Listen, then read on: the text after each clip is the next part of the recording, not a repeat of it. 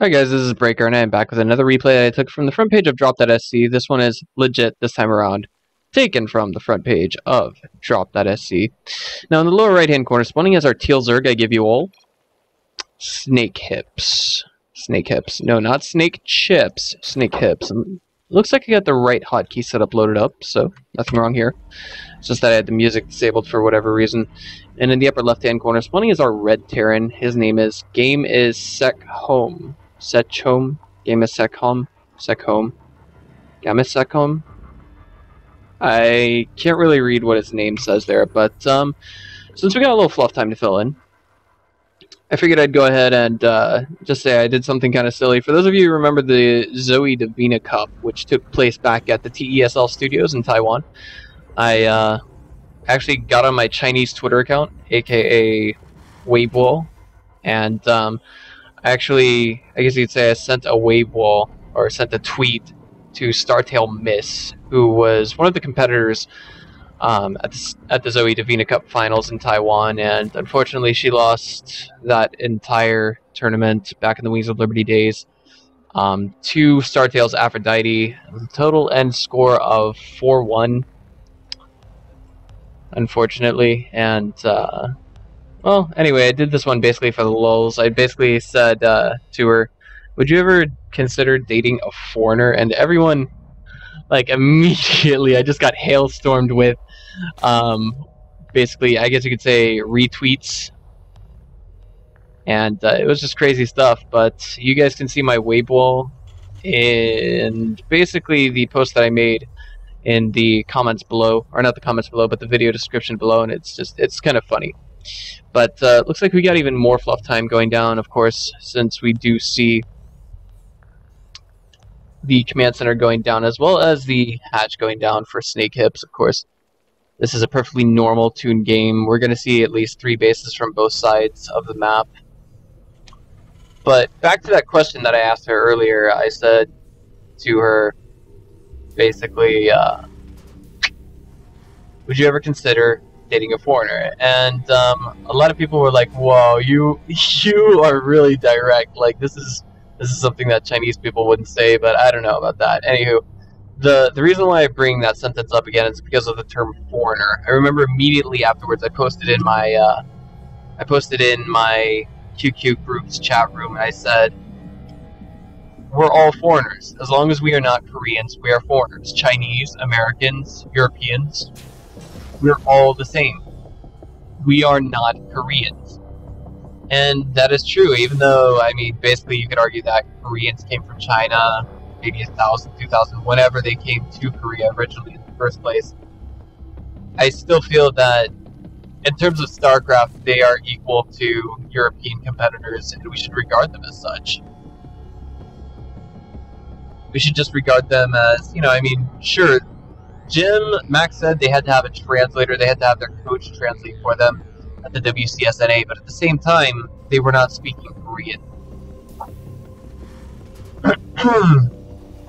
Now, earlier today, I did get some complaints about the microphone that I'm using, and I just thought to have there to make sure I actually had my XSplit on the right window. Do update it, actually downloaded a little scurrily, if you will.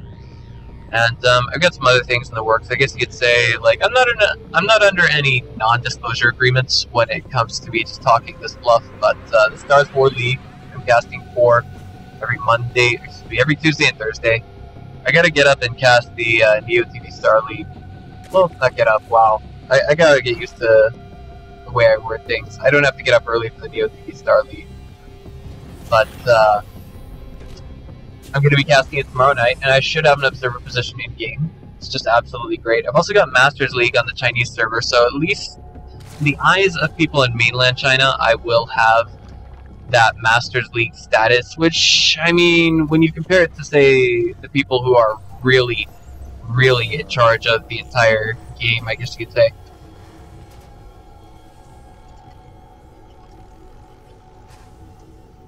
Sorry about that.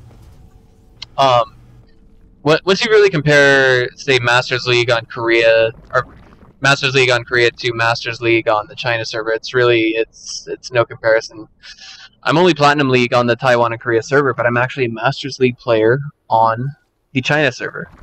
I got a friend who is Diamond on the Taiwan and Korea server, and he's actually Grandmasters on the mainland China server, so something quite interesting.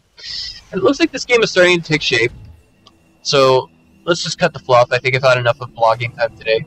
And we have 2 engineering bays going down, and also the stim pack in research, which means even though we don't see a surplus of barracks, this is going to be definitively bio.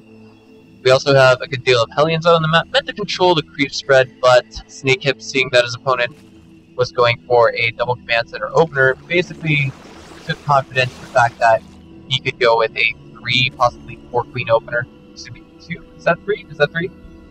That is 3. That is a 3 queen opener. And I like this. It's kind of good. It's like, okay, you killed 2 creep tumors, but I've got 4 behind that. Are you gonna get all of these ones? Oh, 3rd. Oh, they sneak right by all those queens. They're like, well, okay, if I can't control creep, then I'm gonna go for your mineral line. And this is the most dooming part of any PvP. There are no lings in production. All the larvae just went to drones, and now we're going to see a good deal of these drones fall inevitably. It's like easily been 10 now already, and it could be even more by the time of those. That's an entire mineral line worth of drones that has been just absolutely massacred. Checking the worker count right now, he's still slightly ahead. Snakehips, that is. But at the same time, I'm thinking, you know, that I think he'll be okay at the end. I mean, his opponent hasn't really settled down on the 3rd, but he's going to be able to just absolutely skyrocket that economy with how much energy he has on controllable command. Assuming that he doesn't throw it away on scans or anything like that. Now, the one thing that's really got me wondering, okay, yeah, I was about to say, what was our Red Terran waiting for? He just had so much energy, he just burned it. I'm not sure what that's all about. Maybe, I don't understand the art or the refined point to throwing down mules, but of course you need to have those mules if you really want to stay ahead of a Zerg economy, because SCVs versus drones, well, Zerg will always win out on drones. 10 larvae, and we got 3 basically fully saturated mineral lines. So the question is, what does it go to now? What's putting drones on gas? It's not going to be game ending, but at the same time we can see those drones being put to better use. Like, there's not enough drones here to actually put on 3 gases. A little nitpicking here and there. Don't mind me. Don't mind me. And, from our Terran, I wouldn't say this is the most drastic mistake, but it could always be lifting up that orbital command already instead of floating it down. Overlord waiting over here to spread creep, as it should. And a 4th hatchery on the way. I've seen actually... Oh, jeez, this guy's right on the tip of my tongue. I just can't think of his name. I think it was Frenner from last night's Acer's Team Story Cup, and I say last night because, of course, he's in Korea right now. He was actually putting his 4th macro hatch right there versus Invictus Game XY, not Invictus Game X3. But, altogether, things coming together quite smoothly for both sides of the map, and I want to say that our Red Terran, he did a good job with those lings, excuse me, those drones that he killed earlier. He couldn't really kill creep. That's a good trade-off, but I feel as though it's, you know, he's got to do something else. He's got to keep up the aggression. He's just not quite following it up the way I think he should be. But at the same time, macro style drop harass versus macro style Zerg, that's kind of cutting it. But that window of opportunity he had to actually throw out medevacs and grass is now coming to an end as we do see the Spire finished, and we're just waiting for Snakehips to really start cranking out the mutas. Death of Shells finishes behind this +2/+2. Awkwardly enough, is going to finish for our Terran faster than it will for our Zerg once we stop and examine it. If not, it's going to finish at about the same time, which, I mean, the one thing that you really capitalize on with the 3-base opener that we have coming from Snakehips is essentially getting out those upgrades super early, maybe getting up to 5-base super early, and then going that Jadong style Ling Baneling Muta. But a few Banelings got caught out in the open. They were perhaps going to burrow is what I think, because of course we did see burrow finish behind all this, and the entire main army of Snakehips is entirely out of position right now. Beautiful burrowed Banelings there, but they're not going to stop the drop in the main, which is going down now. GamIsSecHome, the commander, lands the Marines in the middle and just says, "Come on, you will live forever, hit the stim pack!" And now we see the lair being targeted down as it is morphing into a hive, and that is so painful. It really is. It's going to hurt Snakehips. He could actually start crumbling and fall apart from the inside out. I wouldn't put that beyond him, but this drop right here has just been shut down. And now I think we're going to see GamIsSecHome basically slowly but surely advance his way into his opponent's position. Oh no, the mutas. Oh, damn. That's so many that thought that didn't need to. Bailey's making excellent connections, but in the end, there's a lot more reinforcements here. Balled up Marines, +2/+2, even upgrades with the Zerg. Super effective connection from that one Widow Mine, but there's none left. None left. And it looks like, ooh. Well, I guess there's a little cocktail party going on over here that the drones wanted to catch on to. Meanwhile, oh, wow. Not sure what those chamberlains are about, but another double medevac drop is being sent out, it looks like, to hit the, well, I guess maybe GamIsSec, our Red Terran. I think maybe our Red Terran was anticipating that there would be a 5th base there, but I like this move by Snakehips. He's actually cutting off reinforcements, killing them bit by bit, but he's not going to be able to get into that natural too effectively. There's a bunch of burrowed gamings here, I like that move, but no detection, and I think this is a misclick, I think, but he's going to try and go for it, but you never want to base race that here, and this is why. Look at this.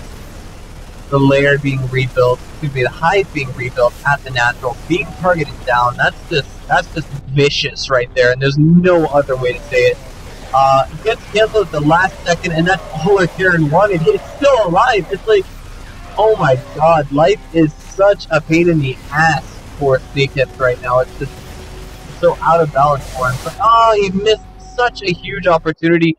Meanwhile, when we saw, you know, pardon me for hitting the B button there, but he missed such an opportunity. Look at this. He can't be everywhere at once. He just had the Baneling selected. He's like, you know what? Okay.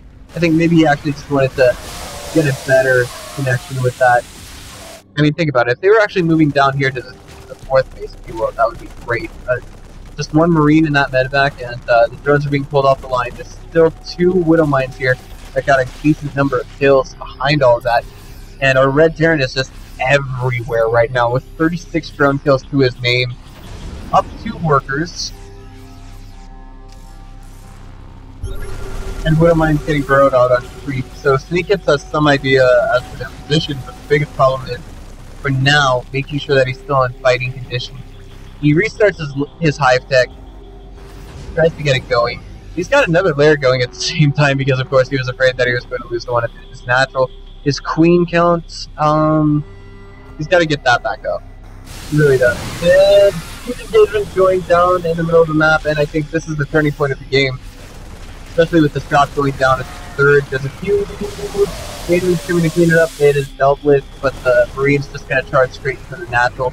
I don't know if we're going to see that hive finish or not. But these players were GM at the loading screen, and this is how Terran is meant to be played. It really is. I suffer from it viciously on the Korean ladder day by day.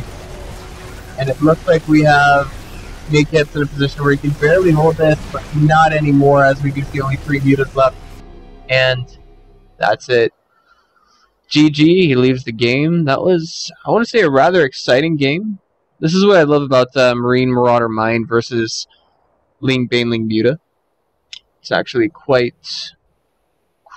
interesting. You just gotta, you gotta watch both players macro back and forth, back and forth, back and forth. Yes, our Zerg did have his 4th base up initially, but over the course of the entire game, roughly 2.5 mineral fields worth of workers were annihilated. Yeah, that's 2.5 exactly. 16 per mineral line, so you add 16 plus 16, then you've got 32. Oh, excuse me, 2 3/4. So 12 workers were killed additionally, and that's not easy to replace. So just keep an eye on that drone button whenever you guys are playing. This has been Breaker. I'll see you guys next time.